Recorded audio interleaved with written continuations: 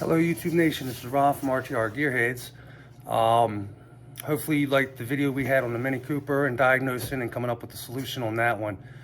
I want to get back on the Trans Am, the LS Power Trans Am, and show you guys what we ran into as far as a problem.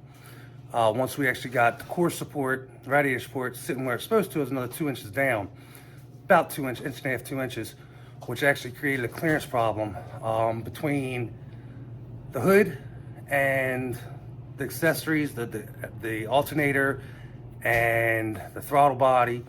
But I'll get with that and show you guys in a minute.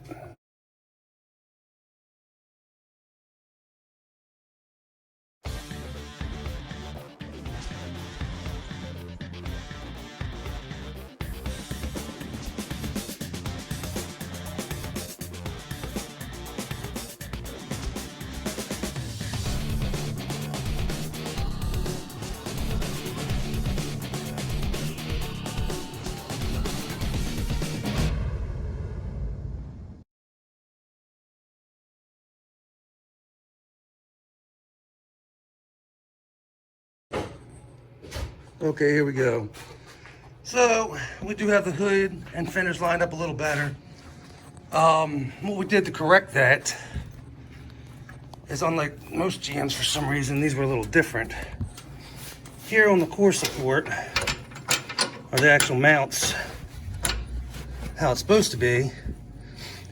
On the F bodies, the thin rubber goes between the subframe and the core support, not the large one. So it goes thin, thick, and then you've got the top, and the bolt actually comes through the bottom. So once we actually got that there and adjusted some things, we ran into issues. The actual portion of the intake tube is hitting the hood, throttle body's hitting right here, and the top of the alternator is also hitting the hood. So what we have to do is look into some aftermarket parts, which actually will remove this whole assembly here. It'll swap the alternator and power steering pump and actually put the power steering pump down lower than the alternator is.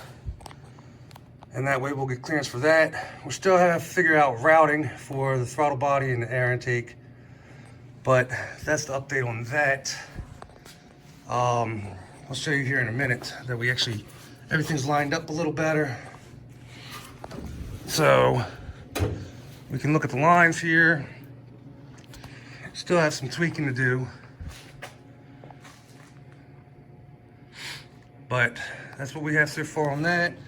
I'll have a video about a week or two as far as what components we're going with, what company for the parts, for the relocation, and go from there. And once we actually get that and close the hood completely, we're going to be tweaking everything still a little bit as far as making sure we have more than enough clearance, that it's not just, oh, we got it closed, and find out the power steering reservoir, which will be at the top then, is hitting the bottom, of the hood.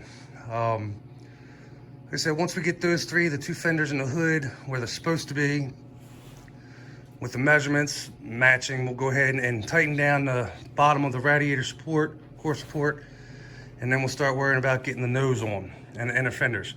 Inner fenders are actually going before the nose because, as you saw on the driver's side,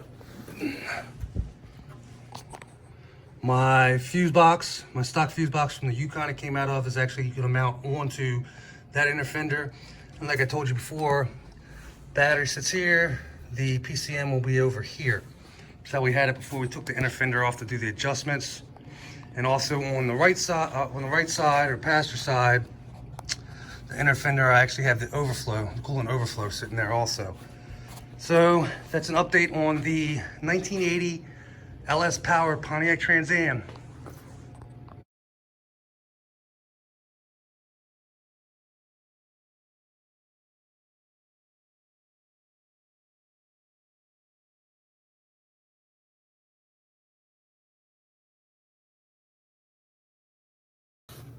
All right, YouTube Nation, that was Ron from RTR Gearheads with the update on the 1980 Trans Am. Once we do the research and figure out exactly which manufacturer we're going with for the relocation brackets, and we get them in, we'll go ahead and get a video up to show you guys our progress on that. Again, we keep getting subscribers here and there.